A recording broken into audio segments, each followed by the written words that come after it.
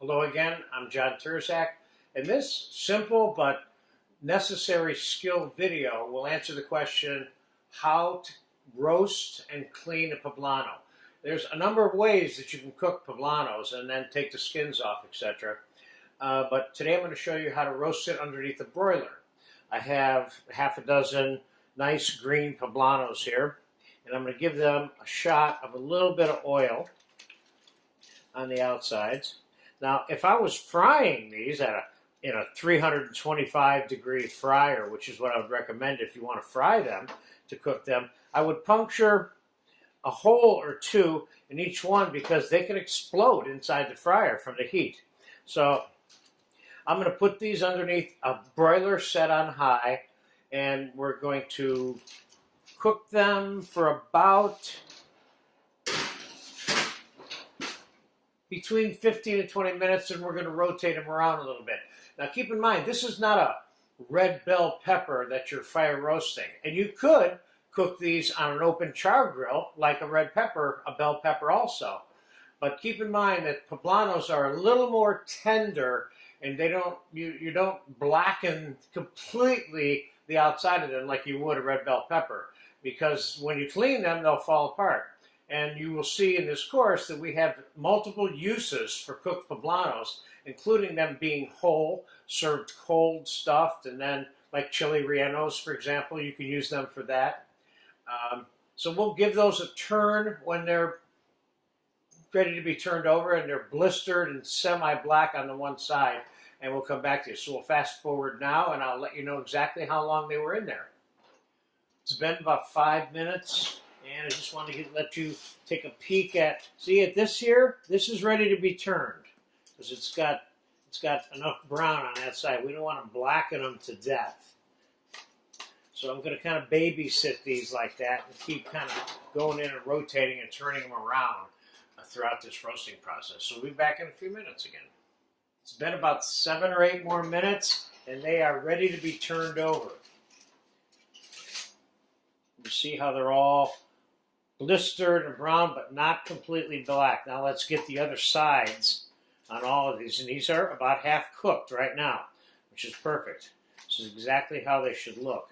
And when we get this side cooked, we're going to put them in a bowl, cover with plastic wrap, and steam them a little bit. So let's give them a few more minutes under there. We'll be right back.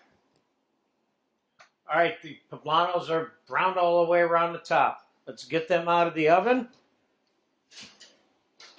And I took 2 of them out already just a couple minutes ago because I saw they were done. And now these are all done. They're all nice and tender, but not overcooked.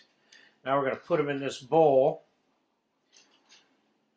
Cover these with a little plastic wrap. When I was a kid, we used to do this with roasted red peppers, but we'd put them in a brown paper bag to steam them, you know, which was one of the old methods.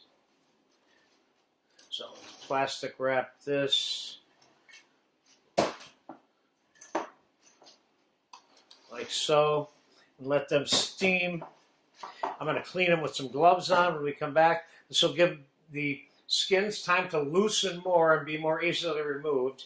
And also, they'll be cool enough to handle when they're not hot. So we'll be back in about 20 minutes. All right, it's been 15, 20 minutes. The poblanos have been steaming, if you will, inside the bowl. I took one out, tested it out. They're ready to go. Still a little bit warm, but I can handle it. So I want you to keep in mind that what I really want to do here is I want to try to keep the poblanos intact. That may not be 100% successful, but we want to be able to at least keep them intact to the point where they're stuffable.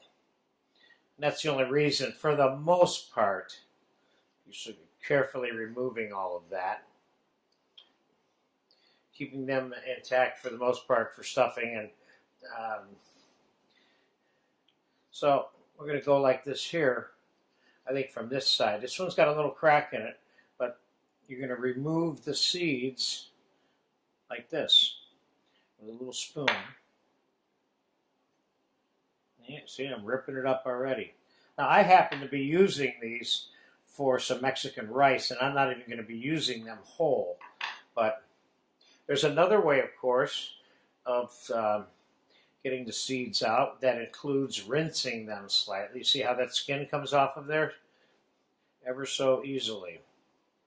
If this poblano is overcooked, it will come apart during this part of the process. So you want to definitely have some caution there. Now there's a nice whole skinned one there.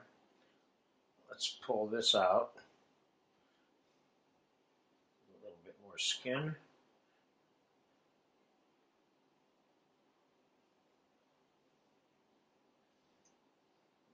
See, look at all those seeds coming out of there.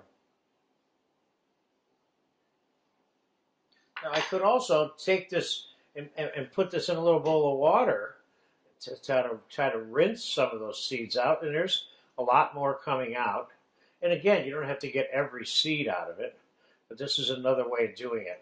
I prefer to put it in a bowl like this to get the balance of the seeds out, if that's what I want to do, rather than running under cold running water, because you have more chance of them being damaged. So basically, in a nutshell, there you go. Now, you can store these in the fridge covered. I usually put a little bit of oil on them and then plastic wrap them. And if I have a fair amount of them, I'll even submerge them in oil, in which case I can keep them in my fridge for 2, 3, 4, 5 weeks sometimes. So there you have it, how to roast a poblano chili. And again, this is one of the medium hot level chilies that are out there. So we'll demonstrate different ways in which this is used over the course of this course, but this is in the skills part of this course, knowing how to do this part. There you go.